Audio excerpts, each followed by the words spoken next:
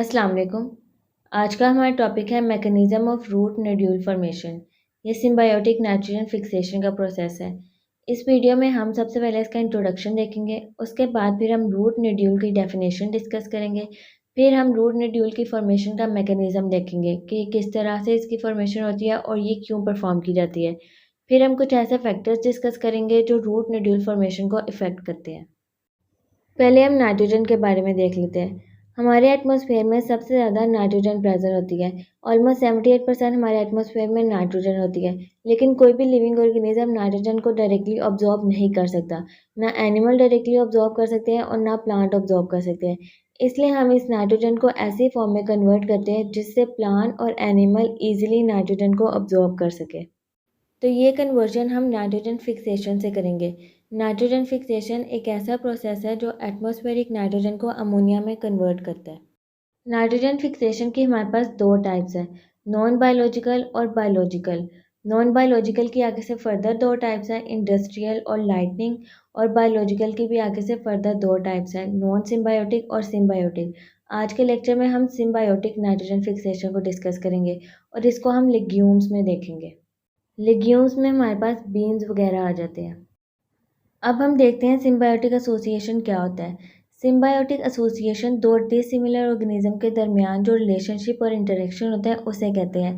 इसमें या तो दोनों ऑर्गेनिज्म को बेनिफिट होता है, या फिर एक ऑर्गेनिज्म को बेनिफिट होता है और एक को कोई फ़र्क नहीं पड़ता, और या फिर एक ऑर्गेनिज्म को बेनिफिट होता है और दूसरे को नुकसान होता है।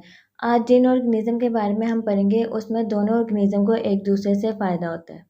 पहला ऑर्गेनिज्म हमारे पास है प्लांट के रूट्स और दूसरा ऑर्गेनिज्म हमारे पास है बैक्टीरिया, जो कि है राइजोबियम। राइजोबियम एक नाइट्रोजन फिक्सिंग बैक्टीरिया होता है। राइजोबियम प्लांट के साथ इंटरैक्ट करता है और उनके साथ रिलेशनशिप बनाता है, जिससे जो प्लांट्स हैं वो राइजोबियम को शेल्टर देते हैं, उनको रहने की जगह देते हैं और उनको फूड देते हैं, उनकी बेसिकली न्यूट्रिएंट्स की रिक्वायरमेंट्स को पूरा करते हैं। और राइजोबियम प्लांट के साथ नाइट्रोजन को फिक्स करता है, मतलब वो नाइट्रोजन को अमोनिया में कन्वर्ट करता है। अब नाइट्रोजन को प्लांट के साथ फिक्स करने के लिए राइजोबियम के पास एक एंजाइम होता है जो कि है नाइट्रोजिनेज। नाइट्रोजिनेज नाइट्रोजन को अमोनिया में कन्वर्ट करता है, लेकिन नाइट्रोजिनेज ऑक्सीजन की प्रेजेंस में अपना फंक्शन परफॉर्म नहीं कर पाता। नाइट्रोजिनेज को अपना फंक्शन परफॉर्म करने के लिए एनारोबिक एनवायरनमेंट चाहिए होता है। अब एनारोबिक एनवायरनमेंट को मेंटेन करने के लिए राइजोबियम के पास लेग हेमोग्लोबिन होता है। लेग हेमोग्लोबिन एक पिगमेंट है जो कि एनारोबिक एनवायरनमेंट को मेंटेन करके रखता है, जिससे फिर नाइट्रोजिनेज नाइट्रोजन को अमोनिया में कन्वर्ट कर पाते हैं। अब हम रूट नोड्यूल की डेफिनेशन देख लेते हैं। सिम्बायोसिस की वजह से रूट्स के ऊपर जो स्वेलिंग बन जाती है उसे हम रूट नोड्यूल कहते हैं। सिम्बायोटिक एसोसिएशन हमारे पास रूट्स और बैक्टीरिया के दरमियान होती है, तो इनके इंटरेक्शन से जो स्वेलिंग बनती है रूट्स के ऊपर बेसिकली वो रूट नोड्यूल्स होते हैं। जैसे कि इस डायग्राम में ये हमारे पास रूट्स के ब्रांच है और ये रूट नोड्यूल्स है। नेक्स्ट हमारे पास रूट नोड्यूल फॉर्मेशन का मैकेनिज्म है। इसमें हम देखते हैं कि नोड्यूल की फॉर्मेशन किस तरह से होती है और नाइट्रोजन प्लांट के साथ किस तरह से फिक्स होता है। इसमें क्या होता है कि जब प्लांट में नाइट्रोजन की डेफिशिएंसी होती है और प्लांट को नाइट्रोजन रिक्वायर होते हैं, तो जो प्लांट के रूट हेयर होते हैं, जो रूट्स के साथ छोटे छोटे हेयर होते हैं, वो एक केमिकल सिग्नल रिलीज़ करते हैं जिसे हम फ्लेवोनॉइड कहते हैं। अब जो राइजोबिया होते हैं वो इस केमिकल सिग्नल से अट्रैक्ट होते हैं और रूट की तरफ आते हैं और आके रूट हेयर के साथ असेंबल हो जाते हैं। अब राइजोबिया रूट हेयर को कम्प्लीटली कवर कर लेगा और वो भी एक केमिकल रिलीज़ करेगा जिसे हम नोड फैक्टर और नोड्यूलेशन कहते हैं। ये नोड फैक्टर रूट को कर्ल कर देते हैं। नोड फैक्टर के प्लांट में और भी बहुत से फंक्शन होते हैं, जैसे ये प्लांट में बहुत से डेवलपमेंटल चेंजेस करते हैं। For example membrane depolarization, root cortex की सेल डिवीजन और इंट्रासेलुलर कैल्शियम मूवमेंट। लेकिन इस मैकेनिज्म में नोड फैक्टर सिर्फ रूट हेयर को कर्ल करेंगे। अब यहाँ तक हम डायग्राम से देख लेते हैं। ये हमारे पास प्लांट के रूट्स हैं और ये रूट के ऊपर रूट के हेयर है। इन हेयर से हमारे जो केमिकल सिग्नल्स हैं वो रिलीज़ होते हैं जिसे हम फ्लेवोनॉइड कहते हैं। इन केमिकल सिग्नल से राइजोबिया आके अट्रैक्ट होते हैं। ये राइजोबिया जो रूट हेयर के साथ आके असेंबल हो जाते हैं और नोड फैक्टर रिलीज़ करते हैं। इस नोड फैक्टर से हमारे जो रूट हेयर होते हैं वो कर्ल हो जाते हैं, जैसे कि यहाँ पे ये हमारे रूट हेयर पहले सीधे थे, अब ये यहाँ पे कर्ल हो चुके हैं। अब जब नोड फैक्टर रूट हेयर को कर्ल कर देगी तो वहाँ पे प्लाज्मा मेम्ब्रेन इन्वेजिनेट हो जाएगी, जिसकी वजह से वहाँ पे एक रास्ता बन जाएगा जिसे हम कहेंगे इन्फेक्शन थ्रेड। नोड फैक्टर ये रास्ता राइजोबिया के लिए बनाता है ताकि जो राइजोबिया हमारा बैक्टीरिया है वो रूट हेयर के अंदर एंटर हो सके। इसके अलावा अगर रूट में कहीं पे भी कोई क्रैक वगैरह प्रेजेंट होगा तो वहाँ से भी हमारे राइजोबिया रूट में एंटर हो सकते हैं और ये एंटर होकर एपिडर्मस सेल में चले जाते हैं। पहले जो हमारे राइजोबिया थे वो सरफेस पे प्रेजेंट थे, फिर ये इन्फेक्शन थ्रेड से पास आउट हो गए एपिडर्मस सेल तक चले जाते हैं। अब यहाँ डायग्राम में हम देख लेते हैं कि जब नोड फैक्टर ने रूट हेयर को कर्ल किया था तो यहाँ पे राइजोबियम के एंटर होने के लिए कोई भी रास्ता नहीं बना। बाद में ये रास्ता नोड फैक्टर बनाएगा जिससे जो हमारे राइजोबियम सरफेस पे अटैच है वो इस इन्फेक्शन थ्रेड से होते हुए हमारे एपिडर्मस सेल तक चले जाएंगे। इसके बाद क्या होगा कि हमारे पेरिसाइकिल के जो सेल्स हैं उसमें डी डिफ्रेंशिएशन होगी जिससे फिर हमारे अनडिफ्रेंशिएटेड टिश्यू बन जाएंगे जिसे हम निड्यूल प्रिमोडिया कहते हैं। ये निड्यूल प्रिमोडिया एपिडर्मस सेल में डिवाइड करेंगे और इतने डिवाइड करेंगे कि इसकी एक आउटग्रोथ बन जाएगी जिसे हम निड्यूल कहेंगे। अब जैसे यहाँ पे हमारे जो राइजोबिया है वो इन्फेक्शन थ्रेड से यहाँ पे एपिडर्मस सेल में आ गए थे। अब यहाँ एपिडर्मस सेल में ये फुली डिवाइड हो जाएंगे, ये सारी जगह को कवर कर लेंगे और ये एक आउटग्रोथ बना लेंगे और ये यहाँ पे एक स्वेलिंग सी बन जाएगी जिसे हम निड्यूल कहेंगे। तो इस तरह से हमारी निड्यूल की फॉर्मेशन हो जाएगी। तो यहाँ तक हमारी निड्यूल की फॉर्मेशन हो जाती है। अब हमारा मेन पॉइंट था नाइट्रोजन की फिक्सेशन करना। तो वो किस तरह से होगी कि पहले हमारा राइजोबियम जब निड्यूल सेल के अंदर गया था तो वो डिवाइड कर रहा था और आउटग्रोथ बना रहा था, लेकिन अब उसका स्ट्रक्चर ट्रांसफॉर्म हो जाएगा ब्रांच स्वोलन नॉन फ्लैगेलेटेड और नॉन डिवाइडिंग स्ट्रक्चर में, जिसे हम बैक्टीरोइड्स कहते हैं। और ये बैक्टीरोइड्स एंजाइम नाइट्रोजिनेस और पिगमेंट लेग हेमोग्लोबिन बनाएंगे। नाइट्रोजिनस एटमॉस्फेरिक नाइट्रोजन को अमोनिया में कन्वर्ट करेंगे और लेग हेमोग्लोबिन नाइट्रोजिनस को एनाएरोबिक एनवायरनमेंट देंगे। वो नाइट्रोजिनस को ऐसा एनवायरनमेंट देंगे जो ऑक्सीजन डेफिशिएंट होगा क्योंकि नाइट्रोजन ऑक्सीजन की प्रेजेंस में अपना फंक्शन परफॉर्म नहीं करता।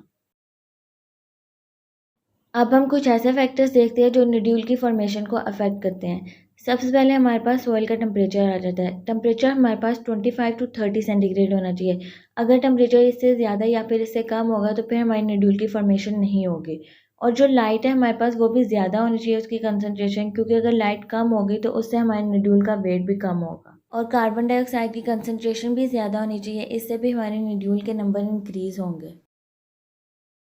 इसके अलावा सॉइल में नाइट्रोजन नहीं होनी चाहिए, क्योंकि अगर सॉइल में ऑलरेडी नाइट्रोजन होगी तो फिर वो हमारी निड्यूल फॉर्मेशन और सिम्बायोटिक एसोसिएशन को अफेक्ट करेंगे। और सॉइल में ऑक्सीजन भी नहीं होनी चाहिए, क्योंकि nitrogen fixation oxygen sensitive process है। इसलिए रूट निड्यूल में लैक हेमोग्लोबिन होता है जो कि इस प्रोसेस को ऑक्सीजन डेफिशिएंट इन्वायरमेंट प्रोवाइड करता है। इसके अलावा अगर इथाइलिन भी इंटरनली प्लांट को मिल रहा है तो फिर वो निड्यूल की फॉर्मेशन को इंक्रीज़ करेगी, लेकिन अगर एक्सटर्नली हम भी इथाइलिन देंगे तो फिर वो निड्यूल की फॉर्मेशन को इनहैबिट कर देगी। और साइटोकाइनिन भी निड्यूल की फॉर्मेशन को इंक्रीज़ करते हैं। तो ये था हमारा आज का टॉपिक। आज के लेक्चर में हमने देखा है कि जो नाइट्रोजन हमारे एटमॉस्फेयर में प्रेजेंट होती है उसे कोई भी लिविंग ऑर्गेनिज्म ऑब्जॉर्ब नहीं कर सकते। इसलिए हम नाइट्रोजन फिक्सेशन करवाएंगे जो एटमॉस्फेरिक नाइट्रोजन को अमोनिया में कन्वर्ट कर देते हैं, जिसे फिर लिविंग ऑर्गेनिज्म ईजिली ऑब्जॉर्ब कर सकते हैं। फिर हमने सिम्बायोटिक एसोसिएशन के बारे में देखा कि ये दो डिसिमिलर ऑर्गेनिज्म के दरमियान रिलेशनशिप और इंटरेक्शन को कहते हैं। यहाँ पे हमारे पास ऑर्गेनिज्म में रूट्स और राइजोबियम थे। राइजोबियम एक नाइट्रोजन फिक्सिंग बैक्टीरिया जिसमें नाइट्रोजनस और लेग हेमोग्लोबिन होते हैं। फिर हमने रूट निड्यूल फॉर्मेशन का मैकेनिज्म डिस्कस किया। इसमें हमने देखा कि हमारे जो प्लांट के रूट हेयर है वो केमिकल सिग्नल फ्लेवोनॉइड रिलीज़ करेंगे जिससे राइजोबिया अट्रैक्ट होंगे और वो आके रूट हेयर के साथ असेंबल हो जाएंगे। फिर ये राइजोबिया नोड फैक्टर रिलीज़ करेंगे जिससे हमारे इन्फेक्शन थ्रेड बनेंगे और जो राइजोबिया हमारे सरफेस पे अटैच थे वो एपिडर्मस सेल में चले जाएंगे और वहाँ जाके हमारे राइजोबिया डिवाइड होंगे और निड्यूल प्रिमोडिया बनाएंगे। उसके बाद फिर ये निड्यूल प्रिमोडिया फुली डिवाइड होकर एक आउटग्रोथ बना देंगे जिसे हम निड्यूल कहेंगे। इस तरह से हमारी निड्यूल की फॉर्मेशन हो जाएगी। फिर ये राइजोबिया अपना स्ट्रक्चर चेंज करेंगे नॉन डिवाइडिंग और नॉन फ्लैगेलेट सेल में, जिसे हम बैक्टीरोइड्स कहेंगे। फिर ये बैक्टीरोइड्स एंजाइम नाइट्रोजिनेस और पिगमेंट लेग हेमोग्लोबिन बनाएंगे। नाइट्रोजिनेस एटमॉस्फेरिक नाइट्रोजन को अमोनिया में कन्वर्ट करेंगे और लेग हेमोग्लोबिन नाइट्रोजिनेस को एनारोबिक एनवायरनमेंट प्रोवाइड करेंगे। इस तरह से इस मैकेनिज्म से हमारी निड्यूल की फॉर्मेशन भी हो जाएगी और हमारी नाइट्रोजन की फिक्सेशन भी हो जाएगी। फिर हमने कुछ फैक्टर्स देखे जो रूट निड्यूल फॉर्मेशन को अफेक्ट करते हैं। सबसे पहले हमने सॉइल का टेम्परेचर देखा कि इसका टेम्परेचर 25 टू 30 सेंटीग्रेड होना चाहिए। लाइट की कंसनट्रेशन ज़्यादा होनी चाहिए और कार्बन डाइऑक्साइड की कंसनट्रेशन भी ज़्यादा होनी चाहिए। और हमारे सॉइल में नाइट्रोजन भी नहीं होनी चाहिए और ऑक्सीजन भी नहीं होनी चाहिए, क्योंकि अगर नाइट्रोजन ऑलरेडी प्रेजेंट होगी तो फिर हमारी नोड्यूल की फॉर्मेशन और सिम्बायोटिक एसोसिएशन नहीं होगी। और अगर ऑक्सीजन प्रेजेंट होगी तो फिर हमारी नाइट्रोजन फिक्सेशन नहीं होगी, क्योंकि nitrogen fixation oxygen sensitive process है। इसके अलावा इथाइलिन भी नोड्यूल की फॉर्मेशन करता है अगर इंटरनली प्रेजेंट हो, और साइटोकाइनिन भी नोड्यूल की फॉर्मेशन में बहुत इफेक्टिव है। तो ये था हमारा आज का लेक्चर, रूट नोड्यूल फॉर्मेशन और सिम्बायोटिक नाइट्रोजन फिक्सेशन। ये दोनों सेम क्वेश्चन है, इसलिए अगर आपको इन दोनों में से जो भी क्वेश्चन आ जाए उसका आपने यही आंसर लिखना है। इसके अलावा मैं अपने लेक्चर के नोट्स शॉर्ट्स में अपलोड कर देती हूँ, तो अगर आपको सिर्फ नोट्स चाहिए हो तो आप वहाँ से ले लिया करें। और भी अगर आप कोई टॉपिक समझना चाहते हैं तो आप मेरे कमेंट बॉक्स में बता दें और मेरे चैनल को भी सब्सक्राइब कर दें।